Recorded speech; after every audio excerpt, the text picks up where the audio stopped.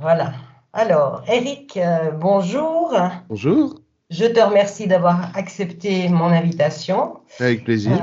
voilà. La raison pour laquelle j'avais envie de t'interviewer, c'est parce que je te suis déjà sur YouTube et j'aime beaucoup tes vidéos. Je trouve qu'elles donnent la pêche. Merci beaucoup.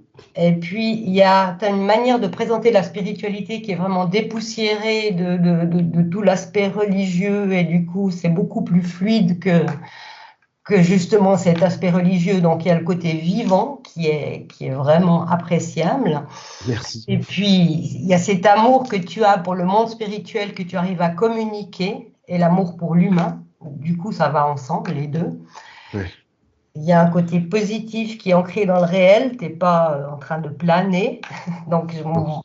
pour moi, la spiritualité ancrée, réaliste, est quelque chose d'important. Ouais. Et puis surtout, j'avais envie de te connaître un peu plus, envie que tu nous racontes un peu qui tu es, si tu veux bien. Ah, avec plaisir. Avec un grand plaisir pour moi aussi. J'adore parler de moi. Non, Oui, c'est très bien, c'est parfait. Bah oui, je plaisante. si je me trouve avec quelqu'un qui dit pas un mot, ce serait quand même gênant. En général, je passe mes journées à parler des autres. Bon, Bah voilà, c'est l'opportunité de parler de toi. bah, c'est Donc, gentil.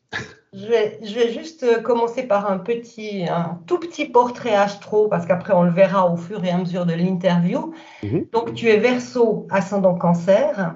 Oui.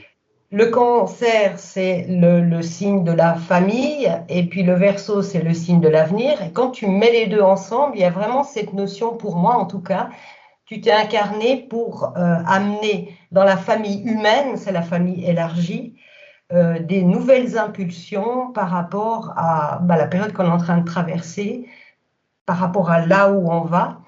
Et comme tu as un axe de nœud lunaire, c'est l'axe si tu veux, de la mission de vie Ouais. qui se trouve entre le Capricorne et le Cancer, il y a vraiment cette notion aussi de s'ancrer dans l'histoire, d'où ta Mhm. passion de l'histoire, ça je comprends bien, et d'amener cette sensibilité que tu as, cette médiumnité que tu as, pour pouvoir guider les autres sur leur propre chemin. Tu es un guide, hein, le maître de ton ascendant, la Lune, est conjoint à Jupiter. Jupiter, c'est les guides et les enseignants.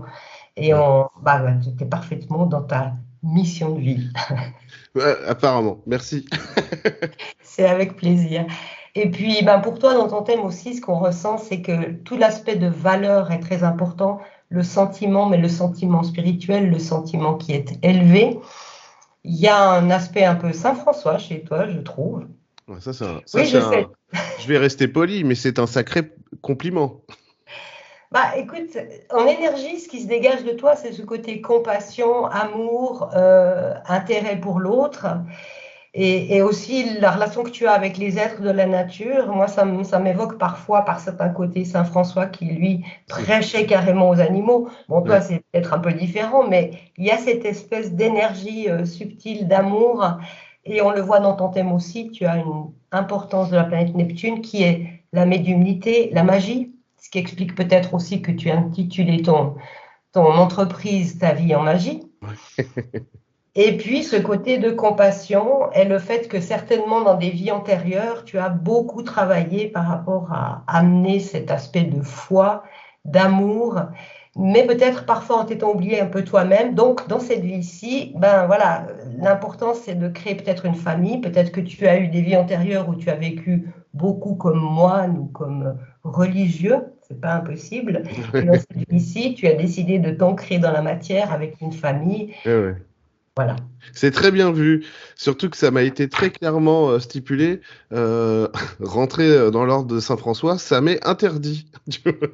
Ça, D'accord. tu t'occupes de ta famille, ta femme, tes enfants, etc. Et c'est absolument interdit. Mais oui, oui, oui, il y a des vies antérieures c'est assez bien décrit ce que tu dis, des vies antérieures de religieux et d'autres, mais ouais, ouais, parfois oublier qui j'étais. C'est ça. Il y en a eu des moins glorieuses, hein, quand même, des vies antérieures. On va pas se mentir. Mais bon, c'est pas grave. Ça fait On partie est, de la vie. voilà, on est tous logés à la même enseigne, on est Ouais, bien c'est ça. d'accord. Et puis en même temps, alors, il y a cet amour et cette compassion qui était extrêmement travaillée dans des vies antérieures, donc tu viens avec cette capacité-là, mais en même temps, il ne faut quand même pas te marcher sur les pieds parce que tu as une belle conjonction Mars-Saturne. ce qui fait que tu es capable de mettre aussi des limites et de renverser les obstacles autant extérieurs que spirituels, on va dire ça comme ça. Ouais, ça me parle bien. Et puis, j'ai peut-être un côté révolutionnaire, mais révolutionnaire contre les injustices et surtout, mais pas disproportionné, tu vois, pas excessif. C'est plutôt comment dire ça? On pourrait dire un côté révolutionnaire rationnel. Je sais pas si ça existe. Oui, c'est compréhensible parce que pour toi, tu n'es pas quelqu'un qui a envie de... Enfin, quelque part, tu n'aimes pas trop le conformisme parce que Non. ça empêche l'authenticité, mais en même temps, tu n'es pas du style à vouloir tout mettre en bas. Tu veux quand même construire des choses qui ont de la valeur dans la durée. Oui, c'est ça. Donc, tu vas combattre l'esprit étroit, étriqué, petit esprit bourgeois, on va dire ça comme ça. Parce que tu as envie d'ouvrir à plus grand, parce qu'on est beaucoup plus grand que ça. Voilà, exactement. Je déteste l'inconscience. J'aime pas qu'on croit parce qu'on est bien né, donc on vaut mieux que les autres, Mm, ou l'orgueil de manière générale. Et moi, ce qui m'intéresse beaucoup chez les gens, c'est l'authenticité. Et ça, je repère à 1000 km quelqu'un qui va utiliser son orgueil dans une conversation. Et ça c'est pas. Je préfère. Je suis pas intéressé par la valeur pécuniaire des gens, mais par la valeur humaine des gens. c'est ça. Et tu as cette capacité aussi de permettre aux autres de laisser émerger, grâce à ta guidance notamment. Et puis on va bien sûr parler de ta clairvoyance, parce que... alors, je ne sais peut-être pas par quel bout le prendre. En fait, tu es clairvoyant depuis tout petit, si j'ai bien Ouais. compris. Puis toujours, ouais. Et comment ça a été vécu dans le cadre familial? On a l'impression que ta mère t'a un Ah. peu soutenu, que ton père était un peu plus strict. Oh là, ouh là là. Non, ni l'un ni l'autre. Moi, j'étais depuis tout petit, je parlais avec Dieu. Mhm. Je savais, donc je recevais aussi, bah, du coup, des conversations, tout simplement, ce que moi j'appelais Dieu en tout cas. J'étais tout petit, hein, 4, 5 ans, 6 ans, 7 ans, quoi. Donc je priais aussi et j'adorais aller dans les églises, aller dans la maison de Dieu, etc. Parce que moi, je voyais comme ça à l'époque. Et je voulais faire ma communion et tout, parce que j'avais été baptisé bébé, sans mon consentement, mais bon, c'est pas grave. Je voulais faire ma communion, mais le prêtre du village ne voulait pas. Et ma mère voulait pas, non. Et puis, du coup, avec l'adolescence, bah, j'ai mis tout ça de côté, vraiment, pour plein de raisons. Et puis non, ma mère m'a pas vraiment soutenu. Pas du tout. Et mon père était pas là, donc mon père, il m'a abandonné quand j'avais 7 ans. Ouais. Et ma mère n'était pas quelqu'un de soutenant, euh, pour moi, d'encourageante, quoi. Donc j'ai dû me débrouiller tout seul et je passais plus pour l'idiot de la famille que pour un génie, hein. Ouais. C'est peut-être dû aussi à la lune qui met d'ascendant en scorpion, qui représente la mère, mais aussi la mère qui peut avoir un côté très strict. Euh, ouais, alors qu'en plus, ma mère avait en fait, elle avait des qualités médiumniques, au moins un petit peu. Elle connaissait des géobiologues dans son passé, donc elle connaissait tout ce qui est énergie. Ou par contre, oui, je sais que quand j'ai eu besoin de revenir à la spiritualité il y a une grosse quinzaine d'années, je me suis souvenu aussi de choses qu'elle pouvait dire sur l'énergie, que ça existait, etc. Ma mère je sais pas si on peut dire qu'elle est cartomancienne, mais en tout cas, elle tire les cartes, etc. Donc tout ça, ça m'a quand même, j'ai pas non plus baigné dans un univers de sceptique, mais personnellement, j'ai pas été soutenu, en tout cas, par cette famille-là, par ma famille. Par contre, là, ma vraie famille, oui, là, je suis très soutenu. Ouais. Oui, ça se voit aussi, ça, dans le thème, effectivement. J'avais un doute par rapport à ta maman, parce qu'effectivement, il y avait un côté à la fois, ce côté elle-même, probablement ayant de la médiumnité, mais c'est comme si elle n'avait pas envie d'entendre parler de certaines choses. Elle a peut-être pas envie que son fils ait de la valeur, parce que Ouais. peut-être qu'elle voulait le garder que pour elle. Mm. Par rapport aux qualités que tu as de clairvoyance, etc., est-ce que tu considères que c'est quelque chose, alors tu es arrivé avec, mais est-ce que tu considères que c'est quelque chose qui est à travailler, à affiner, ou qui se Ça, dé- manifeste? Ça dépend.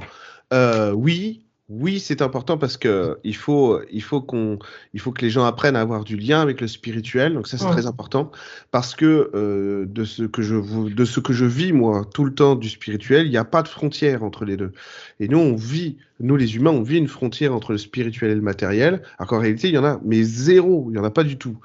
Et donc évidemment, quand toi, en plus, tu vis un truc que tu l'as jamais appris, l'expliquer, c'est une horreur parce que tu sais pas l'expliquer et personne comprend ce que tu dis.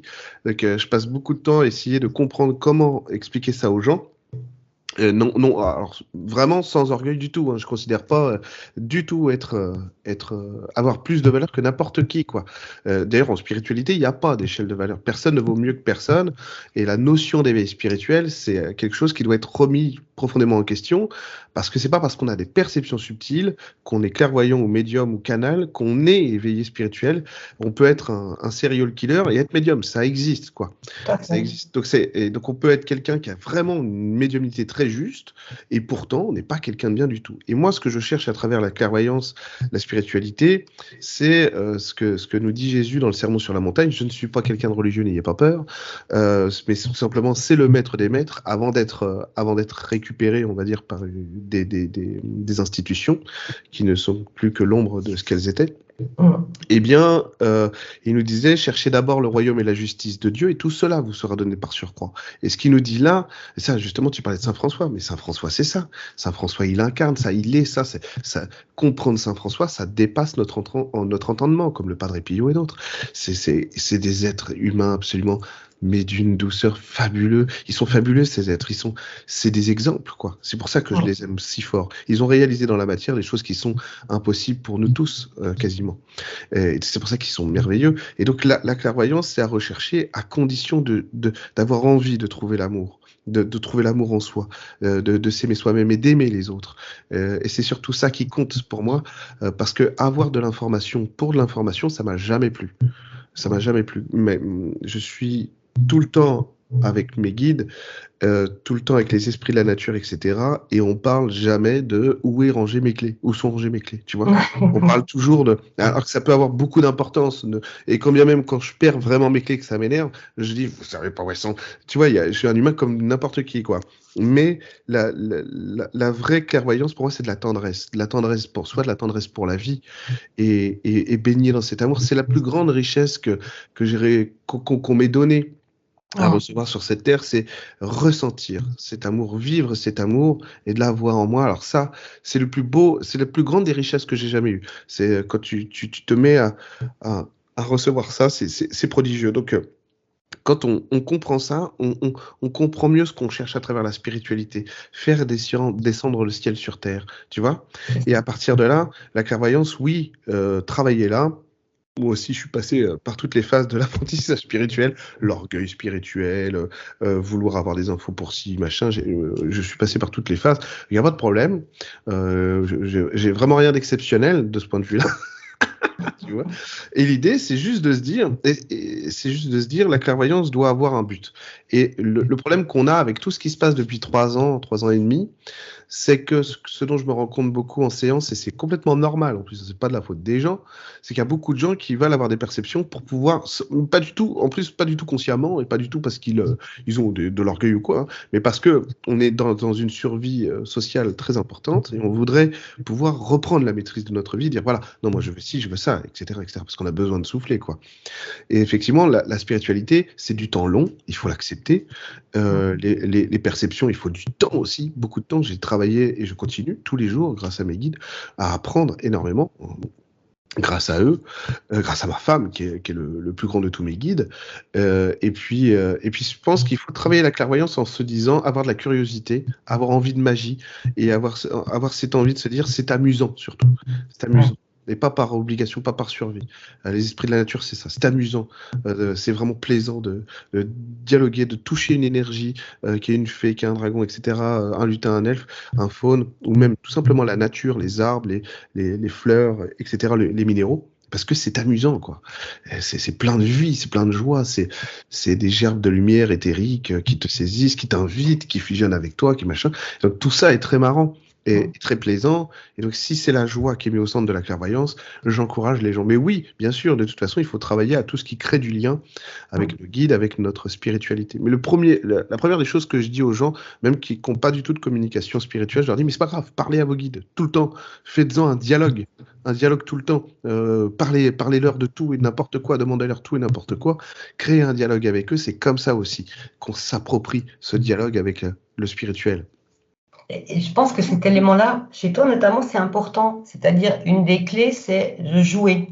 Oui, tout à fait. Parce qu'on a une vision de la spiritualité, c'est plutôt le développement personnel. Et pour moi, je fais une distinction entre développement personnel et spiritualité. Et dans le développement personnel, il y a ce truc que je trouve assez abominable de travail sur soi. Ouais. Connaissant l'étymologie du mot travail, qui est la table du bourreau quand même, et qui nous éloigne d'une vraie spiritualité qui se passe dans la simplicité. Mais c'est ça en fait, c'est ce que j'ai découvert moi en cheminant dans ma vie, c'est qu'en fait le spirituel c'est toujours très simple et c'est complètement déconcertant pour nous. Parce que nous, on va très tôt à l'école, on apprend des trucs compliqués, difficiles, très intéressants parfois, ça dépend des goûts de chacun bien sûr. Je suis nul en maths, mais je suis meilleur en histoire, bon, chacun son truc. Mais on a toujours appris comme ça, et tout est difficile, et puis on est éduqué aussi comme ça, travaille bien à l'école, fais attention, et ton bac, va à la fac, machin, la vie c'est dur et tout, mets de l'argent de côté, oh là là, tout est compliqué. Le spirituel c'est l'inverse. Le spirituel, tout est simple. Et rien que ce que je dis aux gens souvent en atelier, en séance ou en stage, c'est que l'intention suffit pour envoyer de l'énergie. Alors nous, on fait des trucs, j'en fais aussi, des formations, des trucs très compliqués. Il faut faire comme ça. En réalité, l'intention suffit. Moi, j'essaye plus d'aider les gens à comprendre que l'intention suffit et de les mettre dans leur intention pour que ça marche, quoi. Mais tout est simple. C'est vraiment. Il y a des gens qui disaient à Maître Philippe de Lyon, mais comment vous faites pour guérir les gens comme ça? Comment vous faites pour les voir ressusciter les gens? Il fait, je demande, c'est tout. Et tu demandais au curé d'Ars, ah merci curé d'Ars d'avoir guéri ma fille. Il dit, mais moi j'ai rien fait. J'ai demandé à Sainte Philomène et elle l'a fait. J'ai rien fait. C'est toujours très simple. Et pour nous, c'est complètement déconcertant parce que notre vie est compliquée. Tu reçois la facture d'EDF, le machin, les gars, les enfants, là, faut faire le bain, après, on lit l'histoire, mais vite, machin. Tout est compliqué, alors que la spiritualité, c'est très simple. C'est ce que Jésus a passé beaucoup de temps à expliquer aux gens. C'est pour ça que les apôtres, quand ils ont commencé à comprendre que c'était simple, ils ont pu aussi guérir les gens, etc. Et après, il y a l'idée de toute manière, peu importe le potentiel spirituel que vous avez en vous, ça doit être corrélé à l'histoire que vous venez incarner. Il y a des gens, parce que moi je vois le potentiel spirituel des gens, les gens ils ont un potentiel spirituel mais inouï. Tu leur fais des séances où tu es ami, parce que j'ai des amis comme ça, tu es ami avec eux, ils te posent des questions, et puis quand tu vois leur potentiel, tu dis putain, c'est moi qui devrais lui poser des questions. Mais ils sont pas venus l'incarner, ils sont venus incarner autrement, autre chose, pour rendre service aux autres. Il y a beaucoup de gens qui, par charité, c'est-à-dire par l'amour des autres, viennent s'incarner en réduisant au maximum ce qu'ils sont en réalité, pour aider maman, parce qu'on sait que maman elle aura besoin de soutien ici, pour faire en sorte que la sœur se perde pas, parce qu'il y aura des rencontres dans la vie, et puis parce qu'il y a toujours quelque chose aussi à exprimer, à expérimenter, et tout est simple en vrai.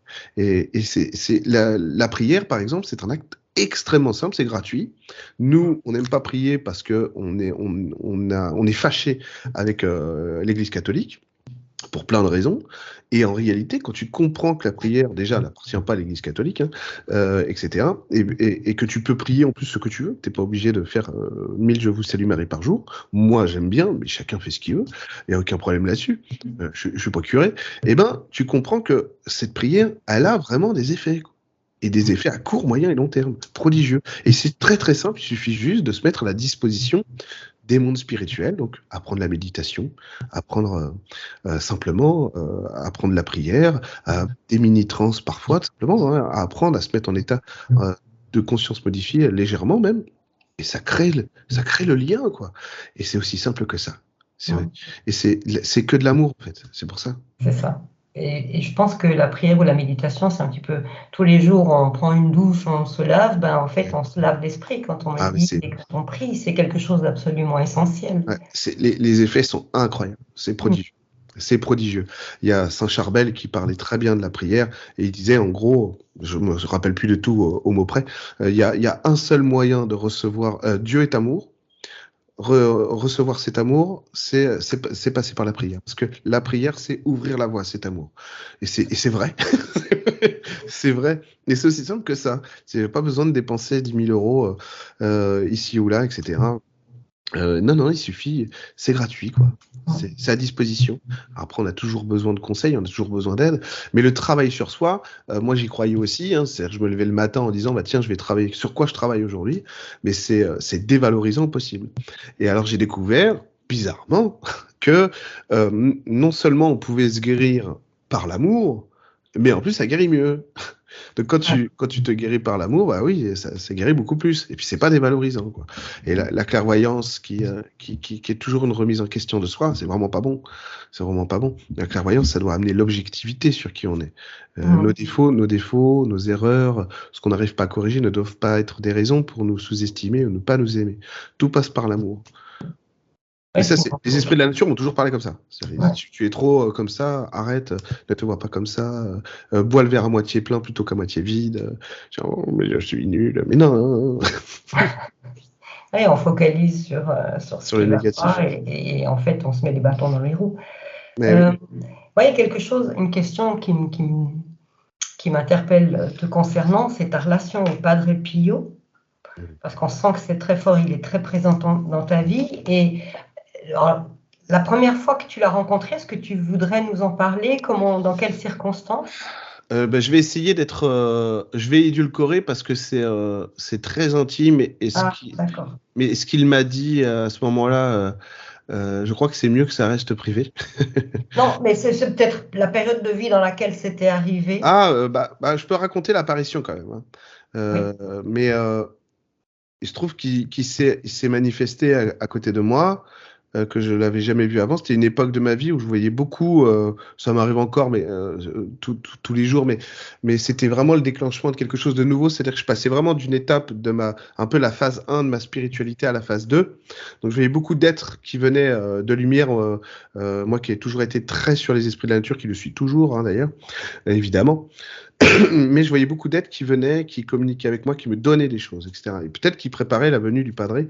Le padré est arrivé et il s'est mis à côté de moi. Je vais rester très, très discret sur sa manière de se comporter avec moi. Et il m'a donné son amour. Et en me donnant son amour, en gros, j'ai senti une extase d'amour, de joie, etc., où tu te retrouves au septième ciel, etc. Et en gros, il m'a expliqué qu'il avait toujours été avec moi, qu'il le serait toujours, qu'on était liés, comme il est lié à beaucoup d'autres gens, bien entendu, qu'on est liés par le cœur, par la fraternité, frères tous les deux. Ce sont ses mots, ce sont pas les miens, bien sûr. Et c'est pas des choses dont je me vante, donc je dis pas ça comme ça. Et ça me remet toujours l'émotion quand j'en parle parce que c'est un moment béni de mon existence où il a corrigé en me disant ce qu'il m'a dit des fausses croyances sur qui je croyais être. Et après, je l'ai plus quitté. Il faut que les gens sachent que je suis pas quelqu'un qui accueille les compliments du tout. Et même en étant clairvoyant, machin, tout ce que vous voulez, tous les jours on me dit des choses, je ne les valide pas. Que dis machin et je ne les valide jamais.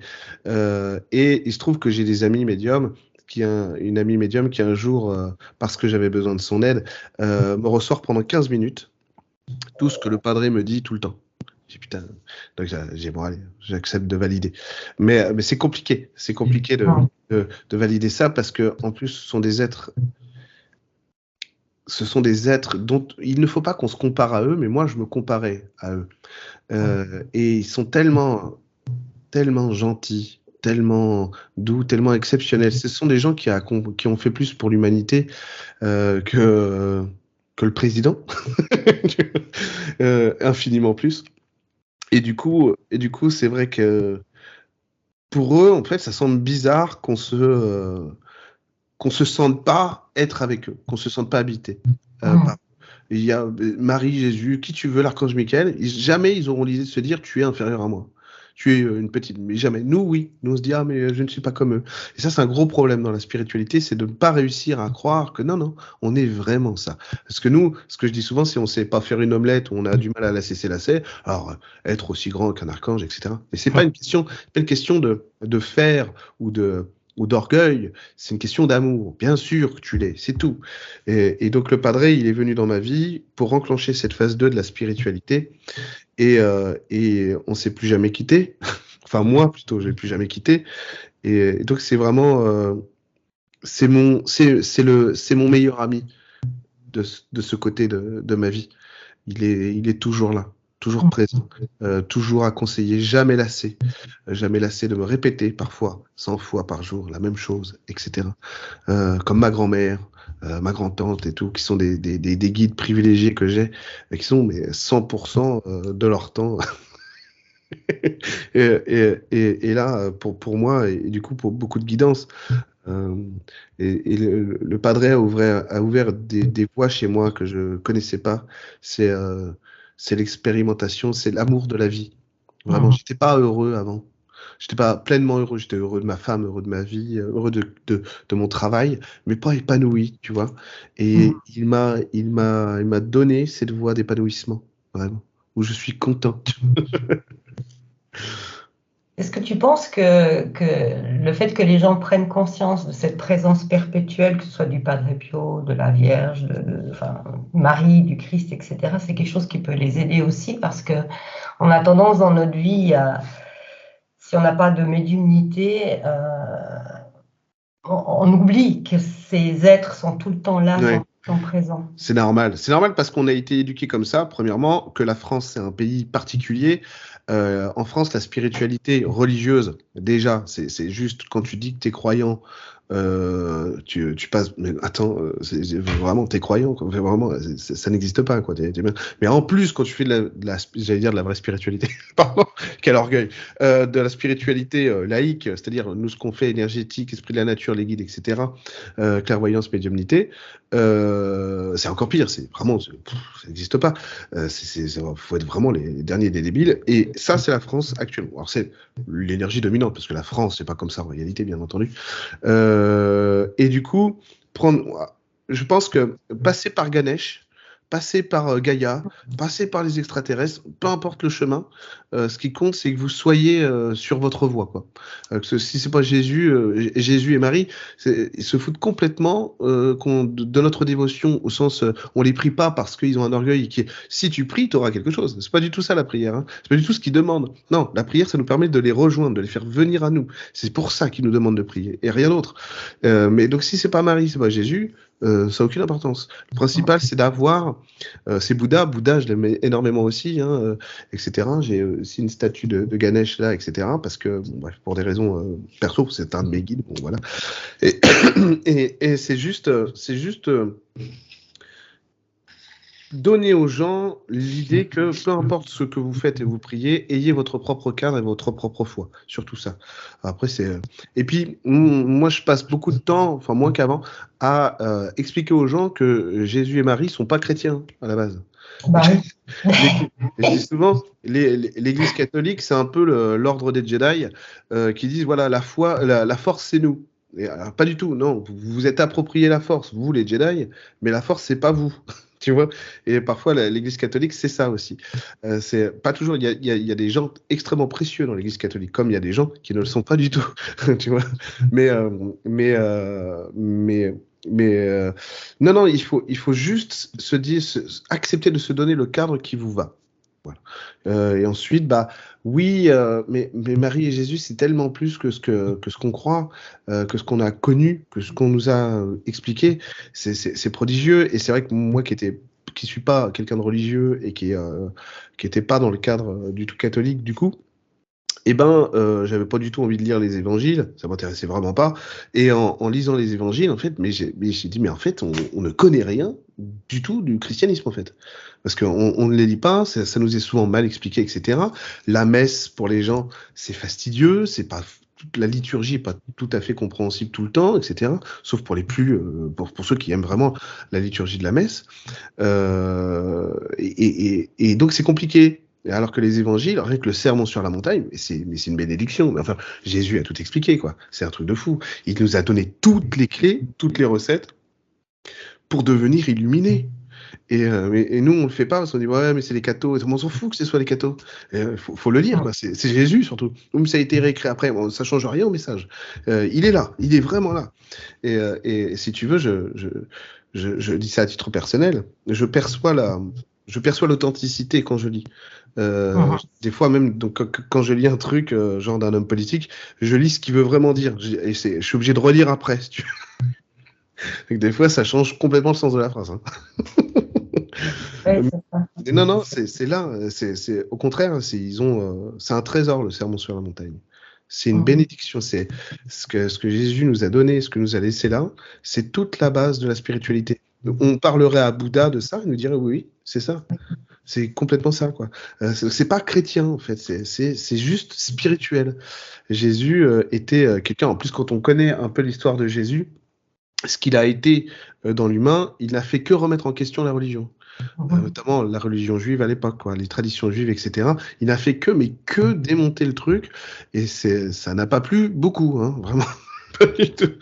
Donc non, c'est pas un acte religieux d'aller vers Jésus, sauf si vous avez envie que ça devienne un cadre religieux. Chacun fait évidemment ce qu'il veut. Moi, je suis pas un curé, mais c'est vraiment l'idée que s'approprier sa foi. Donc, quand vous lisez par exemple le Sermon sur la montagne, appropriez-vous ce qui vous parle, ce qui vous pénètre. Moi, la première phrase de Jésus qui m'a pénétré, c'est dans le Rosaire de Marie, dans l'annonce du royaume de Dieu, donc justement un passage du Sermon sur la montagne, quand il dit tout ce que vous voulez que les hommes fassent pour vous, faites-le vous-même pour eux. Ah, je dis, ah ça y est, j'ai compris. J'ai compris comment je dois me corriger, comment je dois être un être humain. Faire ça. Et ça m'a jamais quitté, quoi. La première fois que j'ai lu ça, j'en ai pleuré de joie, quoi. C'est incroyable. C'est comme si tu te rappelais, ah mais alors, tu sais, tu te dis, ah mais ici sur Terre aussi, en fait, on peut faire comme, d'accord. C'est parce que c'est pas toujours le cas. Bon, d'accord, merci. J'ai compris. Ah bon, bah ok. Il faut vivre sur Terre. C'est ce que dit Jésus d'ailleurs. Il disait, vous êtes, vous vivez dans ce monde, vous n'êtes pas de ce monde. Et il disait, vous vivez sur Terre selon les règles terrestres, vous devez apprendre à vivre sur Terre selon les règles divines. Ça, c'est génial. Tu dis, ah bah oui, c'est exactement ce qu'il faut faire. Effectivement. Oui, c'est le fameux soyez dans le monde, mais ne soyez pas de ce monde. Oui, c'est ça, c'est exactement ça. Soyez dans le monde, mais ne soyez pas de ce monde. Voilà. Il y a aussi une phrase que j'aime bien, c'est l'esprit est fort, mais la chair est faible. Oui, j'aime beaucoup aussi celle-ci. Enfin bref. Voilà, je sais pas, j'ai même pas si j'ai répondu à ta question. Si, tu as répondu tout à fait à cette question, et je pense que par rapport aux évangiles, le problème, entre guillemets, qu'on pourrait avoir, c'est que tu es obligé, il faut les lire avec le cœur. Peu importe si tes modifications liées avec l'intellect, on passe complètement à côté. Ouais, et puis c'est dur. C'est dur parce que c'est des textes qui sont pas forcément, comment dire, accessibles. Donc il faut se donner du temps. Il y a la série The Chosen qui est extraordinaire. Ah oui, c'est vrai. Et c'est une bonne école d'évangile. Et en fait, je finis juste par rapport aux évangiles. Le sentiment que ça donne en le lisant, c'est qu'il y a ce que tu peux lire avec le cœur, mais tu sens que derrière, il y a tout un travail qui se fait. Oui, c'est vrai. À un moment donné, il y a des choses qui émergent parce que tu as lu avec le cœur et il y a un fruit à ces lectures. C'est de la transformation, ouais. Et toute la réflexion, c'est ça aussi, c'est de dire, bah tiens, juste en lisant avec mon cœur, c'est bien que tu dis ça, parce que quand j'étais étudiant en droit, je me suis dit, tiens, c'est marrant, j'ai des moments, je parle avec mon cœur, donc je disais ça, je parle avec mon cœur, et ça marche. C'est-à-dire, tiens, les gens m'écoutent en plus, tu vois, et ça marche. C'est-à-dire que c'était pertinent. J'avais les bonnes infos, j'étais clairvoyant sur le savoir à l'époque, et donc c'était pertinent. Et donc quand tu prends conscience de ça, après tu essayes de te positionner toujours avec ça, c'est de la vraie puissance. Alors ça matérialise pas toujours ce qu'on croit, ce qu'on voudrait, par contre ça matérialise ce qu'il faut. Ce dont on a vraiment besoin. Ça nous construit vraiment, parce que la recherche spirituelle, l'idée de cheminer sur Terre, c'est aussi de redécouvrir, apprendre qui on est vraiment. Et nous, on ne sait pas qui on est. Le Padre Pio, à la fin de sa vie, il disait, je suis un mystère pour moi-même. On parle du Padre Pio quand même. Et effectivement, plus on avance dans la lumière, moins on sait vraiment qui on est, etc. Mais c'est un bonheur, c'est pas du tout une angoisse, quoi. C'est vraiment une angoisse. Donc lâcher prise, et ça, c'est le cœur qui le fait. Et alors, Rien qu'en lisant l'Évangile ou des textes, des livres qui nous plaisent, on va découvrir ça. Tiens, ça transforme. Imagine quand tu mets ton cœur dans une intention pour faire un soin énergétique, pour communiquer avec tes guides, pour faire de la médiumnité, pour prier, etc. C'est phénoménal après. Déjà, ça ouvre toutes les portes. Mais oui, c'est ça. C'est ça qui est magique. Je vais revenir à tes activités. Donc, tu as intitulé ton site Ta vie en magie. La magie, comme je disais au début, c'est Neptune. Donc, moi, je pense que depuis, il y a un moment déjà que tu as, je ne sais pas depuis quand en fait, tu as mis en route cette activité-là. 2011. D'accord. Et je pense que ça a dû prendre un certain essor, notamment depuis 2019 aussi. Il y a quelque chose qui est en train de monter en crescendo. Moi, je ne sais pas si c'est Tu veux dire, perceptible pour toi. c'est l'astrologie qui dit ça? Oui, En fait, crescendo, je sais pas. Ah oui, peut-être, oui, je vois ce que tu veux dire, parce que moi, mon travail, c'est toujours le même depuis 8-9 ans. J'ai toujours la même fréquence de travail, de séance tous les jours. Mais par contre, oui, mes vidéos YouTube sont plus vues et ma chaîne YouTube a plus d'abonnés, c'est vrai. Mais moi, n'étant pas YouTuber, c'est-à-dire c'est pas mon métier, ça me fait toujours plaisir, mais c'est pas ce que je recherche en priorité. Sauf pour certains messages. Mais j'espère que ce message, beaucoup de gens vont le voir. Tu vois. Mais, mais bon. Mais oui, un essor, peut-être, ouais, peut-être. Je sais pas, mais je pense que tu as raison. Je sais pas pourquoi. Mais c'est vrai, ouais, c'est depuis 2019. J'ai l'impression qu'en tout cas, publiquement, ouais, ça prend peut-être mieux, ouais.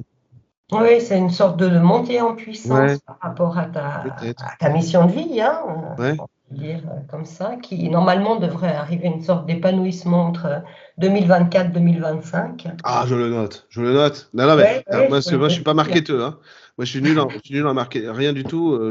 Donc, vraiment, si le bonheur que j'ai, c'est je me dis si les gens m'apprécient, c'est que ce que je fais, ça doit être bien, quoi. Parce que je sais pas me vendre, je sais pas me montrer, etc. Même quand je fais des images pour présenter mes ateliers et tout, c'est pas moi qui les fais. C'est pas moi qui les fais, quoi. Mais ouais, merci, merci. Ben ouais, ouais, apogée 2024-2025, super. Tu sais, hein, j'ai un ami qui dit toujours, l'important, c'est pas ce que vous faites, c'est qui vous êtes. Bah ouais, c'est ça. Bah moi, je privilégie toujours ça. Moi, je me Oui, fous de ce que les gens montrent. Ce que j'aime, c'est ce qu'ils sont. Et donc, les apparences m'intéressent pas du tout. Au contraire, c'est au contraire. Vraiment, le fond, le fond. Et c'est vrai qu'on est dans une société de la forme actuellement, même sans le vouloir, hein, parce on est éduqué comme ça. Donc, on est tous un peu Instagram, machin truc et tout. Moi, c'est que le fond, quoi. Les gens, c'est ce qui compte. Ce qui compte, c'est ce qu'ils sont. Les paroles, ça m'intéresse pas. C'est pour ça que la politique, j'ai arrêté. Parce que j'étais très engagé politiquement avant. oui. Bah oui, Verseau ascendant cancer, ça c'est la politique, hein. Ah ouais, ouais, voilà, j'étais adhérent de 2 partis politiques, dont un qui est presque mort. Euh, mais non, maintenant, je crois que je crois que j'ai toujours ma carte. Je sais pas, je l'ai pas retrouvé l'autre jour du parti. Là. Mais non, non, du coup, j'ai arrêté la politique parce que ça sert à rien. C'est pas, enfin, cette politique-là, par contre, parce que la politique, ça, c'est beau, c'est important. Parce que moi, j'ai fait un master 2 d'histoire des idées politiques. C'est pas par hasard, si tu vois. Mais ça, mais c'est de la vraie politique. Là, ce qu'on vit actuellement, ça n'y ressemble pas. En fait, ça fait penser que d'une certaine manière, plus jeune, tu ressentais cette nécessité de changer la société, Ouais. que ce soit plus juste, donc tu es passé par la voie politique, tu t'es Ah, rendu ouais, compte que c'est extérieurement, enfin, elle est ce qu'elle est, la politique, et que ouais. à l'heure actuelle, c'est pas comme ça qu'on peut changer les Non. choses. Donc tu t'es dit, OK, on va passer par l'intérieur. Ouais, ouais, bah Les ouais. individus changent, bah, la politique changera aussi. J'en ai souffert énormément parce que Bah oui, j'imagine. il y a 15 ans, j'ai changé, rassure-vous, n'ayez pas peur. Mais j'étais fan de Napoléon. J'étais Ouais. obsédé par Napoléon. Je voulais faire déjà mon mémoire de recherche en Master 2. C'était sur le bonapartisme. Et donc, avec Monsieur Bluch, qui est celui qui a conceptualisé le bonapartisme, c'est lui. Donc en plus, tu vois, etc. J'ai passé une année horrible, dépression, tout ce que tu veux, parce que ma vie disait, mec, tu te pousses à vouloir faire un truc, tu n'es absolument pas fait pour ça, et tu ne le veux pas. Hein. Tu sais, c'est un peu comme si on te disait, tu seras thérapeute, et puis c'est tout. Tu dis, ah non, je veux pas être thérapeute. Moi, je veux avoir un costume, je veux aller à la fac, être quelqu'un d'important. Et tu sais, vraiment, et tout disait, ça ne te ressemble tellement pas. Voilà. Donc je souffrais de ça parce que j'ai essayé de m'accrocher à ce truc-là, et j'étais déjà dans la spiritualité à ce moment-là, mais pas thérapeute, mais j'étais déjà actif sur ma prise de conscience, etc., ma pratique de la spiritualité. Donc c'était très dur, très, très, très dur. Et du coup, j'ai été obligé de changer, d'accepter petit à petit, d'évoluer. Je donnais pas cher de ma peau, vraiment, parce que j'avais des problèmes personnels qui étaient extrêmement graves, qui étaient très graves. Impossibilité de sortir de chez soi, agoraphobie, peur sociale, mais des crises de panique permanentes, en permanence. J'étais en crise de panique tout le temps.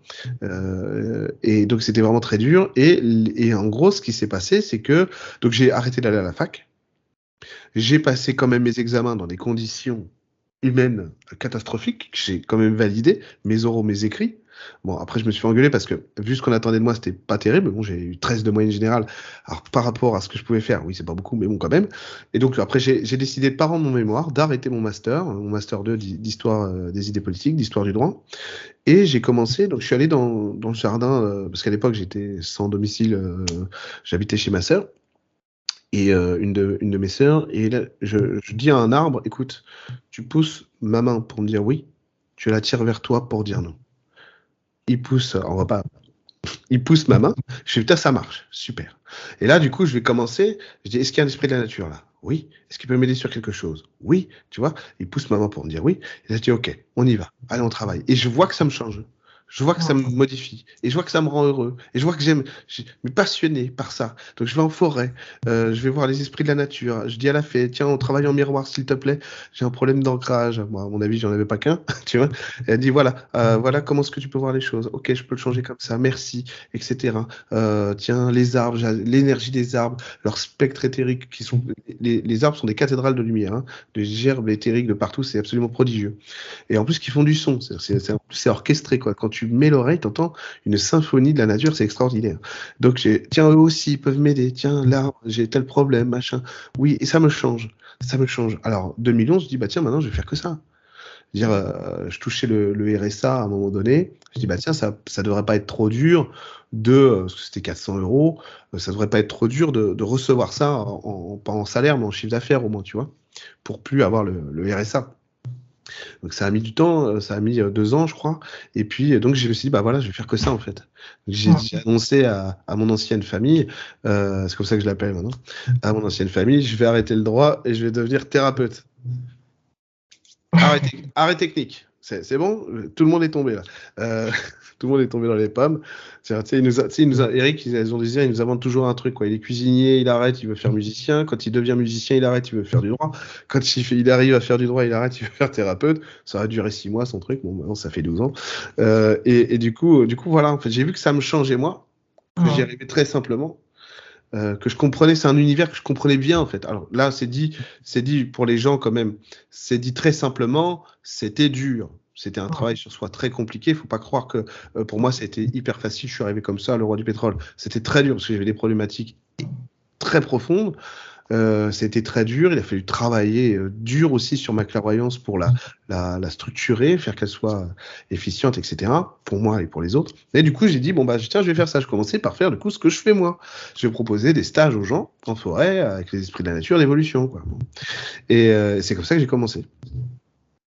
Et c'est aussi important que tu le mentionnes, la période par laquelle tu es passé, parce que quand on apparaît comme ça sur YouTube avec ta belle énergie, quand les gens comprennent que, ben oui, tu es aussi passé par des difficultés. Oui. Oui, voilà, il n'y a pas. Parce que tu sais, il y a cette espèce de mythe où on projette une image sur la personne, ouais, c'est pas normal, elle n'a ça. pas de problème. Mais c'est important de le dire, justement. en gros, comprendre que tout ce qui a l'air trop beau, surtout alors, sur les réseaux sociaux, c'est hyper facile d'apparaître comme étant beau. En plus, on travaille à distance, donc tu peux très facilement jouer un rôle, etc. Tout ce qui a l'air trop beau n'est pas vrai, tout simplement. Ça se voit en fait. Les vrais gens, comme mes amis par exemple, sont des gens qui font ce qu'ils disent, qui font ce qu'ils disent, qui disent ce qu'ils font. Ils sont ce qu'ils disent, tu vois. Et c'est ça en fait. Et par contre, quand on a besoin d'aide et qu'on voit quelqu'un qui a l'air d'être au sommet, qui n'a plus tes problèmes, etc. Et ben, forcément, nous, c'est tentant. On se dit, ah ben non, je vais l'appeler lui, je vais l'appeler elle, etc. Parce que apparemment, cette personne, voilà, est sortie de l'humanité. Ça n'existe pas, ça, en spiritualité. Ça n'existe pas. Il y a des maîtres comme le Padre Pio vous prenez tous les thérapeutes que vous connaissez, vous nous faites fusionner, on n'arrive pas à la cheville du Padre Pio. On n'y arrive pas du tout. Ils n'étaient pas comme ça. Aucun d'entre eux n'a vécu comme ça. C'était des gens impliqués dans l'humain. Comme Gandalf le Gris dans Le Seigneur des Anneaux. C'est des gens les vrais maîtres sont toujours très impliqués dans l'humain. Et pourquoi est-ce que je dis ça? Puisque je n'en suis pas un. Parce que je suis cette voie. J'essaye de leur ressembler, maigrement, mais j'essaye de leur ressembler, de suivre ce précepte-là, à ma manière, avec mes goûts, à moi, en étant plutôt le magicien des esprits de la nature que le curé dans l'église, même si c'est infini pour eux, évidemment, bien entendu. Mais voilà, donc il faut faire attention à ça. Je ne suis pas quelqu'un qui dénonce du tout, mais oui, il faut faire attention. C'est ça, c'est important. Autre chose dont j'avais envie de te parler aussi, c'est de ton épouse, parce qu'on voit qu'effectivement elle est importante pour toi, que c'est probablement une rencontre karmique. Vous connaissez d'autres vies, hein. J'ai peut-être des infos là-dessus. Ouais. Et que c'est vraiment une personne de soutien qui a de l'ambition spirituelle, de l'ambition dans le sens noble du terme. Hein. J'ai compris. Et c'est vrai. Voilà, avec beaucoup d'intuition et une capacité de voir les choses, de prendre facilement de l'altitude et de pas se laisser happer. Et Emeline, si je peux me permettre de donner son site. Oui, bien sûr. C'est lebonheurenlumière.com.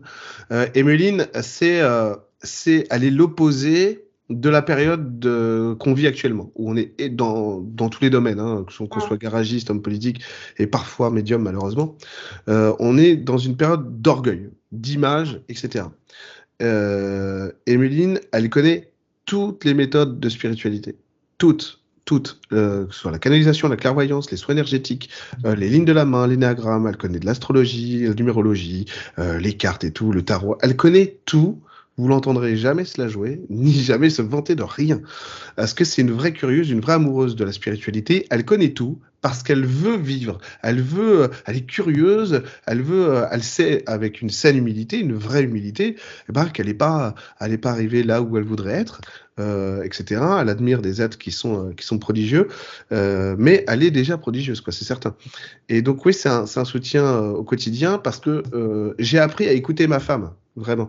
J'ai appris à lui faire confiance. C'est parce qu'au début, tu dis à ta femme que tu as un problème. Elle te répond. Tu dis, bon, d'accord, attends, je vais appeler un copain.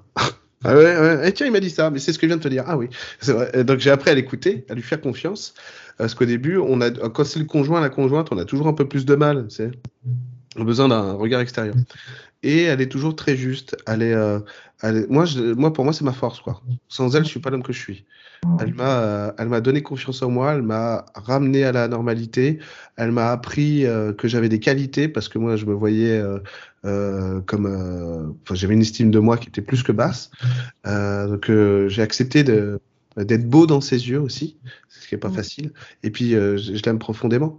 Je l'aime profondément, c'est ma moitié, quoi. Même pas ma moitié, quoi. C'est mon tout, quoi.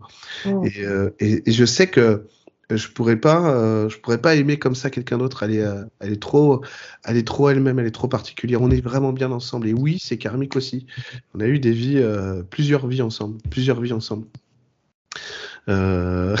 C'est rigolo. Mais on a eu plusieurs vies ensemble et c'est des vies qui sont pas toujours bien finies, etc. Notamment pour moi, d'ailleurs. Parce qu'il y en a une où je suis mort de noyade. C'était pas très agréable. Et c'est des trucs que tu ressens aussi, tu sais. etc. C'est pas très grave. Mais bon, sinon, ouais, c'est une rencontre karmique et Emeline, c'est grâce à elle, par exemple, que j'ai rencontré le Padre Pio.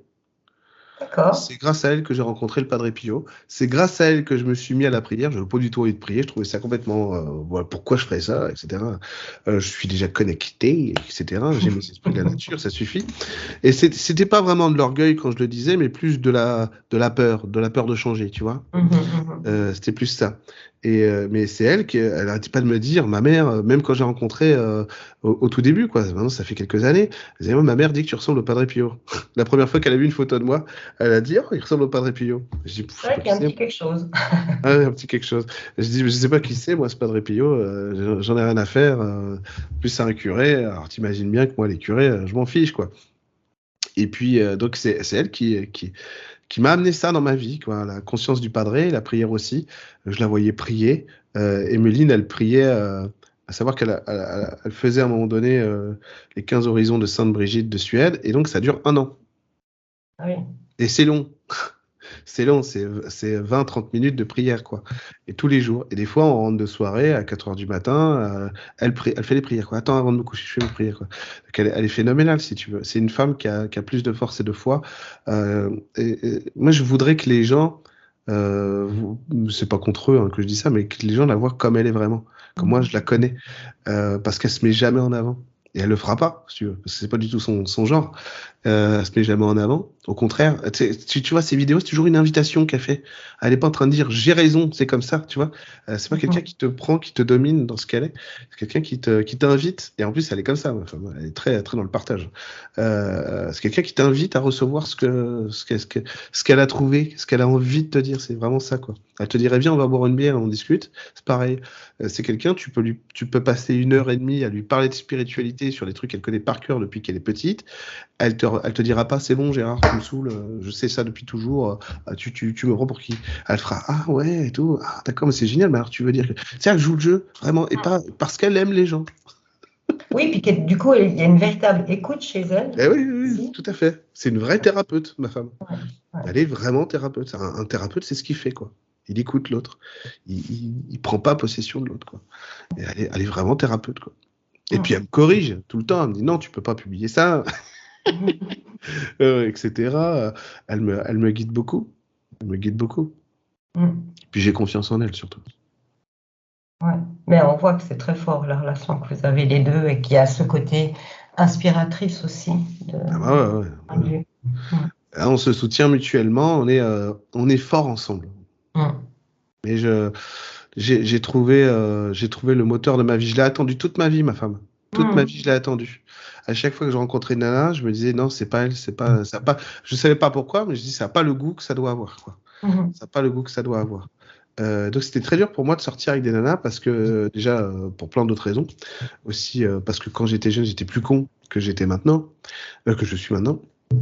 Et sortir avec des nanas, c'était compliqué. Je me disais, non, c'est pas elle, quoi. Je vais me mettre dans une relation pour rien, quoi. Je suis en train d'éviter la relation que je dois avoir, quoi. Donc, il faut pas que je le fasse. C'était très compliqué.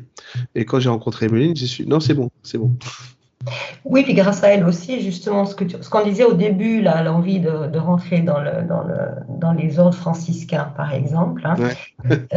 Pour construire une famille, il fallait bien une personne avec laquelle tu as envie de construire Ouais, c'est ça. quelque chose. Donc, de Et ce c'est point de hyper important. vue-là, pardon? C'est hyper important parce qu'on n'est plus alors, il y a toujours des saints catholiques, etc. Il y a toujours des gens stigmatisés, même actuellement, Oui. etc. Il y a le Mais, frère Élie, hein, excuse-moi, en Italie, oui. je ne sais pas si tu le connais, le frère Élie. Ah non, je le connais pas. Tu Il est m'enverras le. continuateur du Padre Pio, il a les stigmates. Ah, faut que je vois alors. Non, non, je connais pas. Je connais pas. Je mettrai les... Il se passe des miracles tous les jours. Je pourrais vous en raconter, mais bon, ça, je vais le garder pour moi. Mais qu'est-ce que je voulais dire? J'ai oublié. La spiritualité, le machin, le pas. Ah oui, non, c'est ça. C'est que me faire revenir sur Terre. Alors, il paraît que j'étais volontaire en plus. C'est moi qui ai dit oui, oui, j'y vais. Des fois, on fait des trucs. Je devais sortir de soirée. J'étais 8 grammes dans chaque bras. Et, avec Jésus et tout.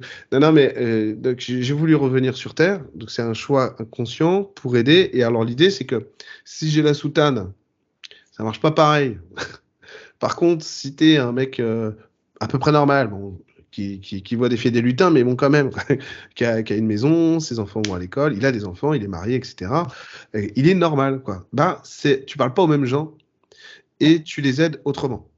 Oui. Tu vois, où tu dis, tiens, on va faire de la. Je me vois plus comme un enseignant, un thérapeute qui est là pour aider les gens à réparer leur inconscient et à donner aussi des informations qui peuvent guider les autres. Et donc, le fait d'être normal, et ça, c'est mon souci depuis toujours, c'est donner le sentiment aux autres que c'est facile, enfin, c'est facile. C'est normal, en fait, la spiritualité, c'est comme ça qu'il faut le voir. Et il y a un truc que tu disais tout à l'heure, oui, j'ai commencé à travailler, j'étais dans des problématiques personnelles très dures, très sévères, et c'est justement ce qui m'a motivé. Je me suis dit, moi, je vois que ça marche, la spiritualité. Donc, je vais devenir thérapeute, comme ça, les gens vont voir que ça marche. Parce qu'ils vont me voir, ils vont me voir changer.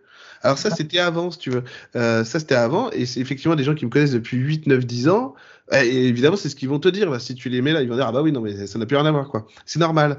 Et parce que la spiritualité, ça marche, quoi. La thérapie, ça marche, quoi. La clairvoyance, ça fonctionne. Quand on sait s'y prendre, bien entendu. Quand on le fait avec son âme. Et du coup, c'était ça aussi ma motivation. Je veux dire, tiens, je suis tout pété. Quelle légitimité j'ai, moi, à faire de la thérapie? Justement, je vais leur montrer. Déjà, ça m'amusait de le faire.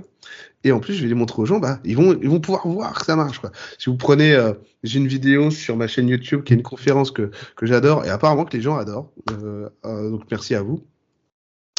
Une vidéo qui date de 2014 où je fais une conférence. Évidemment, j'ai beaucoup changé depuis. Physiquement, ok, d'accord. Mais les gens qui me voyaient en stage et en séance individuelle à l'époque, ils vont lire.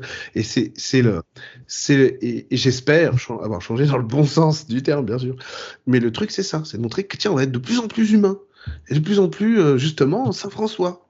Tu vois, Saint François, en réalité, ce qu'il était, c'est normal. C'est normal, c'est ce vers quoi on doit tous tendre à notre manière, avec nos goûts et nos couleurs. J'ai pas le droit d'être comme eux. Un jour j'ai dit, allez, tu peux le laisser à l'antenne, mais bon, gardez ça pour vous. Un jour j'ai dit, est-ce que moi aussi je vais recevoir les stigmates? Ils m'ont dit, non, toi tu vas recevoir, tu recevras le Christ dans la joie. Je fais, c'est bon, je prends. C'est quand même plus agréable. Voilà, c'est bon, voilà. Mais non, mais après, en plus, le problème c'est que être un stigmatisé, ça emporte des conséquences qui dépassent l'entendement. Déjà, les gens qui vont te critiquer, les gens qui seront jaloux, les gens qui vont t'admirer, l'horreur totale. Et puis, comment tu fais après quand tu as une vie de papa? C'est ça. Donc bon, non merci. Peut-être à la fin de ma vie. Non, mais moi j'ai bien aimé cette réponse. Non, tu vas recevoir le Christ dans la joie. Alléluia, tu vas te dire, ça me parle, ça c'est plus moi, tu vois. Je prends, je signe. Ouais, c'est ça. C'est beaucoup mieux, j'adore. Je prends. Voilà quoi. Voilà. Mais juste, s'il fallait retenir un truc de tout ça, c'est vraiment ça, c'est s'amuser.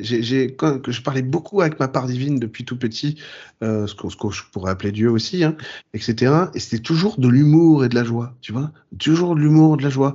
Et j'ai toujours ce contact, ce rapport avec mes guides aujourd'hui, avec ma part divine, Dieu. C'est vraiment ce rapport à la joie, ce rapport à l'humour, mais plein d'humour. Et la simplicité, humour et amour, quoi. C'est vraiment la sainte trinité de ma vie. Et un jour, je dis à ma part divine, montre-moi un truc vraiment divin. C'est une anecdote que j'ai souvent racontée. Je me dis, allez, vas-y, fais péter le truc, parce que je voyais dans l'énergie, je vois énormément de choses. Et à l'époque, je regardais beaucoup dans l'énergie, quasiment exclusivement dans l'énergie, pour voir plein de trucs extraordinaires. Tiens, je disais, tiens, il y a un vaisseau là et tout, il n'est pas matérialisé, mais il est là, etc. Donc plein de trucs. Et il me dit, ok, pas de problème. Et moi, je me dis, ça va être génial, je vais voir un tunnel de lumière qui va s'ouvrir, des anges avec des trompettes d'or. Mais vraiment, c'est ça à quoi je m'attendais. Ça va être divin, quoi. Ça va être paradisiaque, très chrétien en plus, du coup, l'attente. Pas du tout.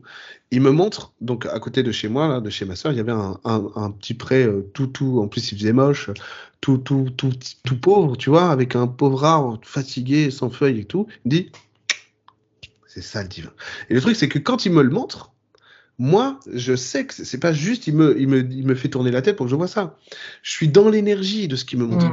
Donc je sens toute la joie, tout le truc du truc, et que c'est merveilleux, et que c'est la matière, et que c'est ce qu'il y a ici qui est divin, et tu sais, en gros, tu dois apprendre à voir ça avec mes yeux à moi. Et donc j'étais, je ressens vraiment le truc que c'est vrai, et en même temps, je suis en mode, c'est nul. C'est ça ce qui est vraiment divin, parce que je sais qu'il a raison. Dieu, à ce moment-là, ma part divine a raison. Et moi, je dis, oh non, c'est ça, putain. Et en plus, tu dis, falloir que je l'accepte, quoi. Alors maintenant, je ne le vois plus comme ça. Maintenant, je sais que c'est vrai et je le vis comme ça. Effectivement, c'est la simplicité. C'est apprendre à voir le monde avec les yeux de Dieu, quoi. Extraordinaire. Mais j'étais pas content. Je dis, oh non, on peut changer de film. En même temps, c'est la seule chose qui puisse changer, justement. Ah ouais, ouais, ouais. C'est Non, en plus, c'est le regard qu'on porte sur le monde, c'est les ça. autres, Et ça qui m'a fait changé. changer. Ce truc-là, c'est un cadeau qu'on m'a fait ce jour-là. Ça m'a complètement changé. Mm. J'ai arrêté plein de trucs derrière. J'ai commencé à être plus dans la simplicité. Par exemple, à être en forêt sans avoir besoin de travailler sur moi. C'était nouveau pour moi, tu vois. Et juste dire, bah, tiens, je suis là, en communion avec les esprits de la nature, les énergies qui sont là, et ça suffit. Non seulement ça suffit, mais c'est encore mieux, quoi. C'est encore mieux. J'avais des potes qui étaient là, alors qu'est-ce qu'ils te disent, qui comprenaient pas que j'étais, non, non, mais je sais pas comment appeler ces moments, quoi. Je dirais juste fusion, parce que je sais pas comment les appeler. Les moments de plénitude, en fait. Des moments de plénitude. Je dis, non, en fait, on parle même pas, on est juste ensemble, et c'est même mieux que de discuter, quoi, que d'échanger de l'information. C'est beaucoup mieux même. Et tout ça m'a appris à être plus simple pour moins me prendre la tête, parce que moi, à la base, laisse tomber, hein, je me prends la tête de dingue, surtout. Ouais, ouais. Oh là là. Tourne beaucoup. Ah ouais, ouais, ouais. Maintenant, beaucoup moins, parce que j'ai réussi à trouver Mm. des stratégies, des outils spirituels, psychiques et tout. Donc ça va mieux, mais j'évite aussi des trucs maintenant. C'est-à-dire que je ne suis plus les médias. Avant, j'étais abonné au Monde diplomatique, au Monde, à Libération, à Mediapart, je lisais le JDD, etc. C'était un truc de fou, hein. Maintenant, je ne vais même plus sur leur site, quoi. Ou très rarement, quoi. Parce que si je vois par exemple que Macron fait un truc et tout, ou simplement que quelqu'un qui fait un coup de casserole a été mis en prison, moi ça m'affecte, mais de ouf. Et c'est ça. Ça m'affecte de ouf. Et donc ça me rend, ça me chagrine. Mm. Mais tu sais, moi je suis toujours en train de dire, mais aimez-vous les uns les autres, qu'est-ce que vous n'avez pas compris dans la phrase, quoi.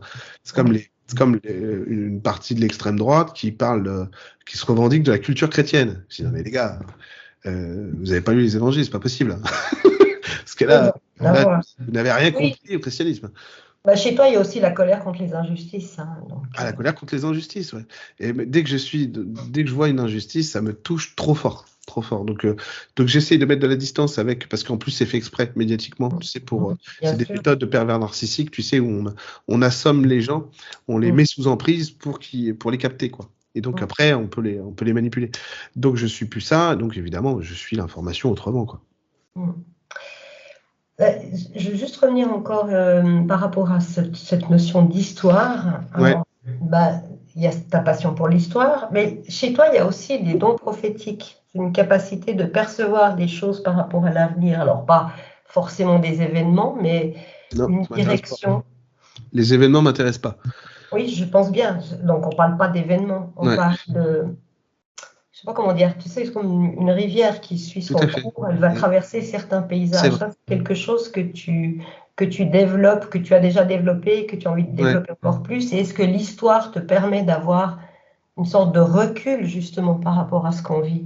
Parfois, pas vraiment, parce que on peut pas comparer, parce que là, sinon, on pourrait dire qu'on vit dans les années 30, quoi, tu vois.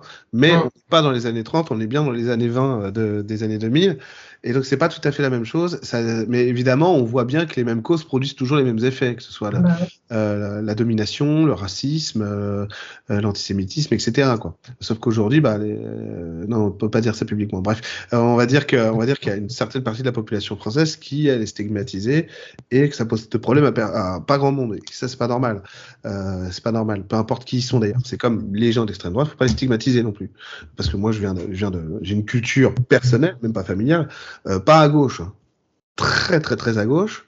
Pour moi, Mélenchon, c'est la droite de la gauche, hein, déjà, tu vois. Mais vraiment, c'est pas du tout pour rigoler que je dis ça. Mais je suis pas à l'aise non plus avec les partis comme LCR, etc. Bon, bref, de toute façon, je veux plus.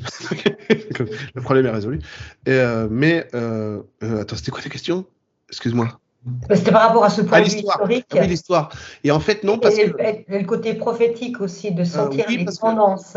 ça me permet d'expliquer des choses dans mes vidéos, par exemple, ou en séance, ça va me permettre d'expliquer des choses que je vois dans le futur.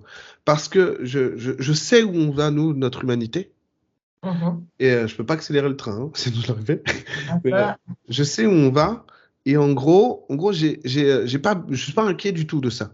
Je suis pas inquiet du tout de ça. Par contre, je connais pas les événements parce qu'encore une fois, moi, ça m'intéresse pas les événements. Ce que j'aime, c'est la substance des choses, l'essence des choses. Ça a toujours été. Hein. C'est pour ça que je suis meilleur en histoire du droit qu'en maths. Hein. Et du coup, quand, par exemple, l'année dernière, Macron est réélu au mois d'avril, tout de suite, je vois s'emparer sur les réseaux sociaux, des mails, en séance aussi, d'une panique. Ça y est, il va nous reconfiner, on est machin. Et moi, du coup, je regarde, je dis non, on n'est pas dans cette énergie. Donc ça, je fais. Je dis non, on n'est pas dans cette énergie, c'est pas ça qui va se passer. Je peux me tromper comme n'importe qui, parce que j'ai pas de science infuse. Mais bon, mais ça, effectivement, je dis non, c'est plutôt ça qui va se passer, le grand cirque. Le grand cirque, c'est des partis, des machins, etc. Ils vont tous se bouffer entre eux, quoi. Et bon, c'est ce qui se passe. L'année 2024 devrait être plus brutale à ce niveau-là, d'ailleurs, au niveau sociétal.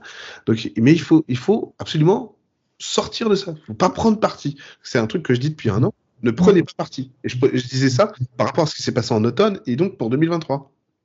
Ne prenez pas parti, cultivez votre propre vie à vous et ne prenez pas parti.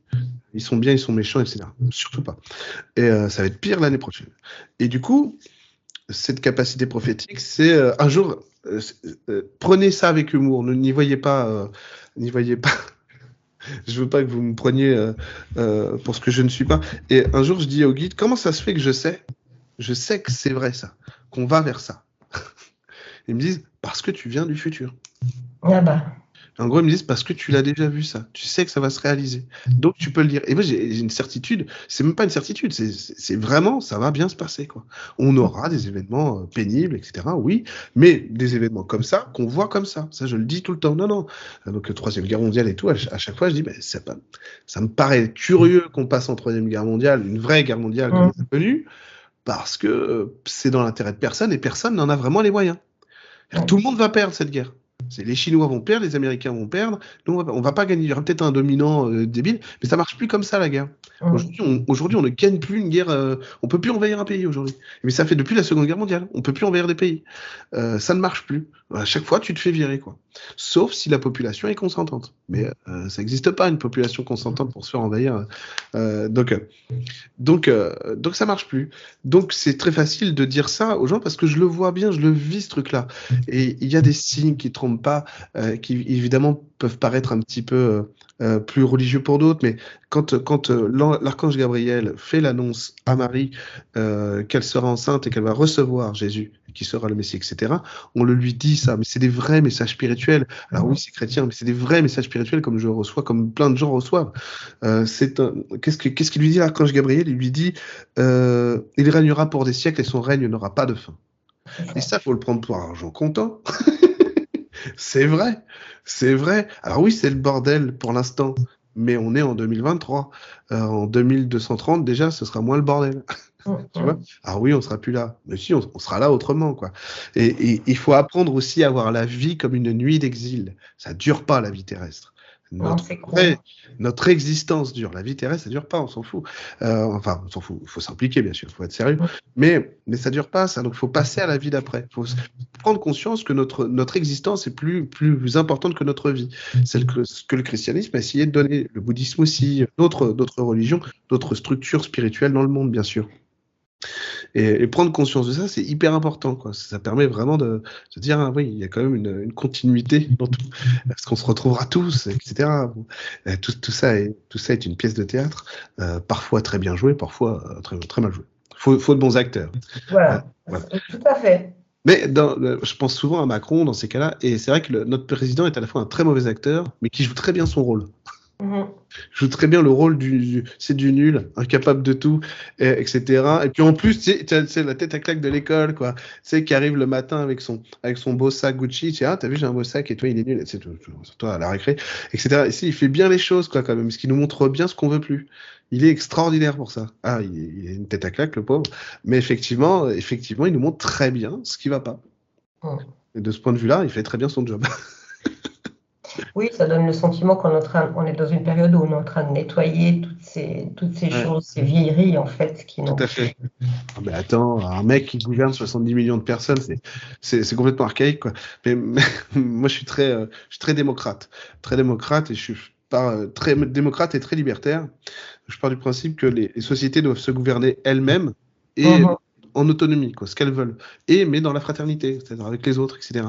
Donc, moi, je te créerais tout de suite une assemblée citoyenne tirée au sort, etc. Mais je pense qu'on n'est pas encore prêt pour ça. C'est-à-dire que ça pourrait poser d'autres problèmes. Mais effectivement, c'est l'avenir, ça, de toute façon. Des micro-sociétés, etc. Bah, à l'origine, c'est la mission de la Suisse, la vision spirituelle de la Ah Suisse. ouais? Je vis en Suisse. Oui, bah, on Ah, a une c'est suisse. démocratie directe. Bah oui, c'est ça. Donc, on a la possibilité de faire changer certaines lois. Bon, c'est comme partout, il y a aussi une Pas partie trop. qui est gangrénée, on va dire ça comme Bien ça. sûr, évidemment. Mais on a plus de possibilités. Normalement, la mission spirituelle de la Suisse aurait été de proposer comme modèle à l'Europe une forme de fédéralisme sur la base de comment on Ouais. le vit ici en Suisse. À l'Union européenne, c'est pas ça qu'elle fait, hein. Je te le garantis, hein. Non, non, non, ben, c'est un truc qui était imposé extérieurement. Mais L'Union voilà, européenne, c'est un monopole, hein. C'est c'est pas la ça, démocratie, hein. c'est ça. Mais je pense que la Suisse va se réveiller d'ici quelques temps et on Bah, va se... j'espère, mais les Français sont pas si endormis que ça, hein. Moi, les gens qui sortent là, qui vont accueillir les députés, les ministres et Macron avec des casseroles, ils m'ont rendu fou en la vie, quoi. Ils sont extraordinaires. C'est génial ce truc. C'est tellement, j'arrive pas à traduire en mots vraiment, mais ils ont tout compris, quoi. C'est Ils ça. ont tout compris. On vous croit plus, on vous machin. En plus, tu peux pas. Tu sais, ils ont essayé de les interdire. Ça fait, tout le monde se fout de leur gueule, quoi. Ben, Vous bien interdisez sûr. les casseroles maintenant? En France, en 2023, c'est Oui, Poutine aurait fait ça, qu'est-ce qu'on aurait dit? Vilain dictateur, tu vois. Mais là, exactement. ils le savent très bien en plus, ils le savent très bien. Et c'est génial, les gens sont super, quoi. Il se passe tellement de choses en France, parce qu'il y a ce que j'ai dit tout à l'heure, c'est la France n'est pas spirituelle, mais c'est l'égrégore France. Parce que les gens en eux-mêmes, ils font des trucs, ils sont fantastiques, les gens. Ils sont Oui, géniaux. J'aime pas dire les gens c'est des cons. C'est parce que moi, quand quelqu'un me dit ouais, mais les gens c'est des cons, on peut pas leur confier. Je dis mais moi je suis les gens, moi. Toi aussi, ah, t'es les c'est gens. ça. Tu vois? Oui. Donc t'es con, je suis con alors. Non, non, pas moi. Tu sais, c'est toujours les autres sont des cons. Toi, non. Non, non, pas moi. Moi, j'ai fait des études. Attends, je suis pas un con.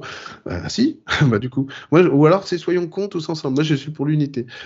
Oui, on est tout à fait d'accord. Bah justement, à partir du moment où les gens arrêteront de dire ce genre de choses, Ben on ouais, c'est ça. apercevra en C'est fait que ça. voilà, il y a quelque chose qui a quand même bougé de ce point de vue-là.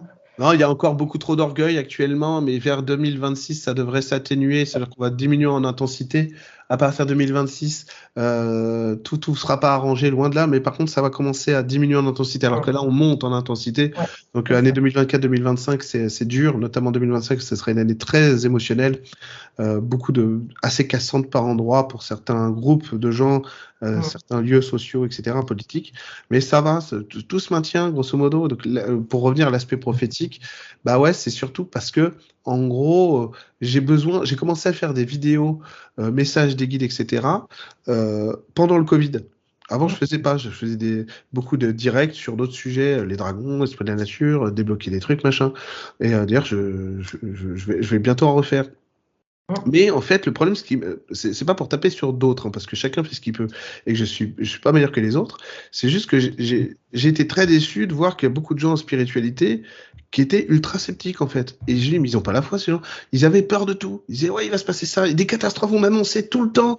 Tout va exploser. C'est Paris va sauter, machin, tout ce que tu veux. Alors, on se trompe tous, hein, c'est pas grave, ça nous arrive. Mais là, c'était vraiment un phénomène global. Je suis putain, non, on peut pas laisser faire ça parce que c'est pas vrai.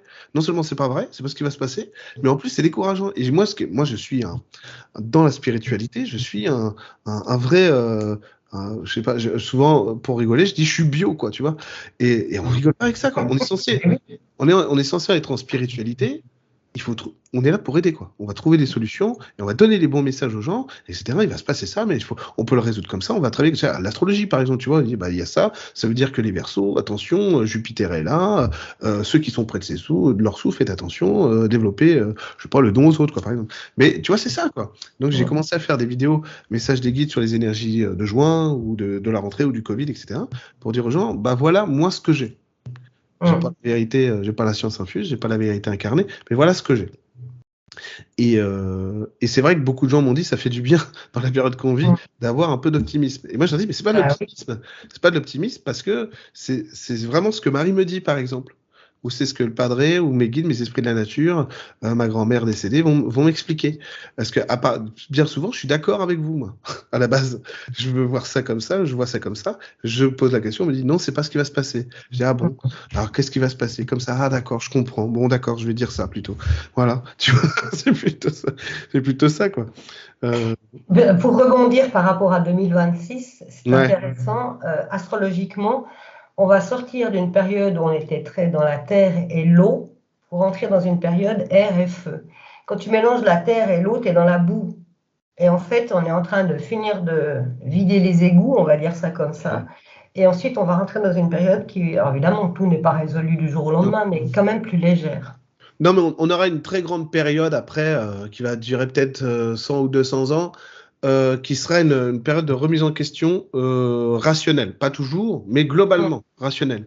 On va pouvoir se dire, ou vraiment, vraiment même des gens du Parti communiste chinois vont se dire, mais en fait, c'est nul ce qu'on fait. Tu vois, on va être progressivement dans ce genre de structure et plus humaine. Il y a quelque chose au niveau de la société qui va devenir plus malléable. Je ne sais pas quoi, je ne sais pas comment, qui va devenir plus malléable, notamment au niveau d'un point de vue pécuniaire.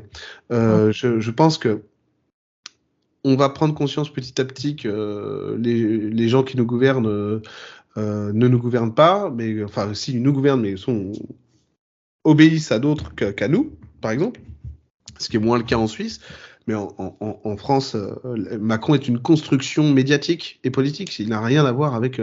Il a jamais milité de sa vie, jamais voilà. Il a jamais travaillé de sa vie. Il a été embauché chez Rothschild, pas parce que c'était un génie de la finance, pas du tout, mais parce que c'était un énarque. Et parce que t'es un énarque, t'as un carnet d'adresses. Donc tu peux appeler tout le monde, machin truc et tout. Et à l'État, machin truc. C'est tout, c'est tout. Il a même pas été un bon banquier d'affaires, quoi. Il était moyen, quoi, tout simplement.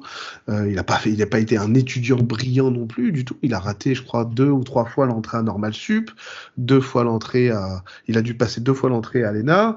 C'est pas quelqu'un de brillant du tout. C'est un très très mauvais homme politique et il connaît rien à la politique. C'est pour ça que c'est pas un politique. C'est pas un politique. Il connaît rien à la politique. Parce que même sa réforme des retraites là, s'il avait été malin. Même ça, il pouvait le faire passer, mais il est tellement voilà. Mais tant mieux parce qu'il joue bien son rôle du coup. Mais dans les médias, ils nous l'ont fait passer pour quelqu'un de génial, etc. Tout ça n'est pas vrai. Et donc tout ça va évidemment. Les gens qui verront cette vidéo, je sais déjà qu'eux, ils le savent.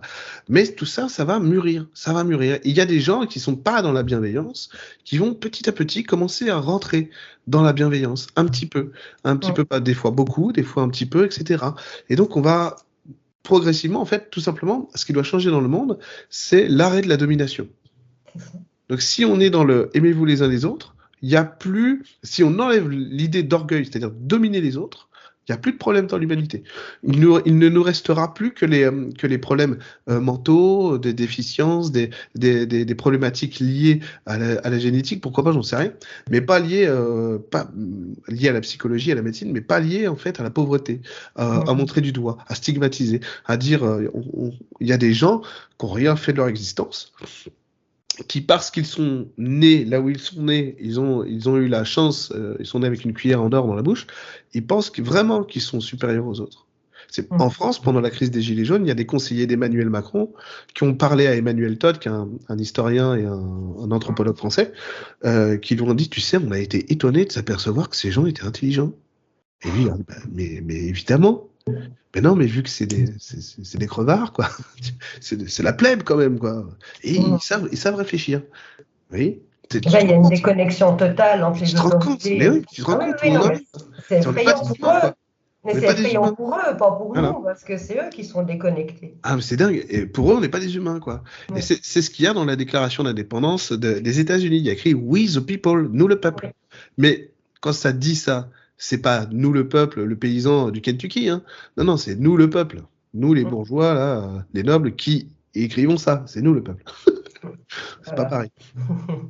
Voilà, mais bon. Eric, je sais que tu as quelque chose, donc je vais pas te retenir trop longtemps. Il faut que j'aille chercher mon fils. Ouais. Je voulais te remercier pour cette interview. Oh, merci à toi. C'est un vrai bonheur de partager quelques moments avec toi. Je mettrai le lien de ton site et celui d'Emeline. c'est euh, gentil. en lien. Et puis, ben, à l'occasion, peut-être une autre fois, ce sera un plaisir pour Bah oui, et une puis autre même, interview. Moi, ça me plaît. bah ouais, Voilà, c'est un vrai avec grand bonheur. plaisir. Bah, c'est gentil, parce que je me dis, la pauvre, j'ai fait que parler de mes histoires pendant 1 heure. C'était le but, mais c'est génial parce que ça apporte cette belle énergie. Et je te remercie infiniment d'avoir accepté cette Ah bah invitation. non, avec plaisir. Non, non. C'est moi qui suis. On m'invite à une interview, à toi. Je suis Brad Pitt. Non, non, c'est super sympa. Merci à toi. Merci à toi, Eric.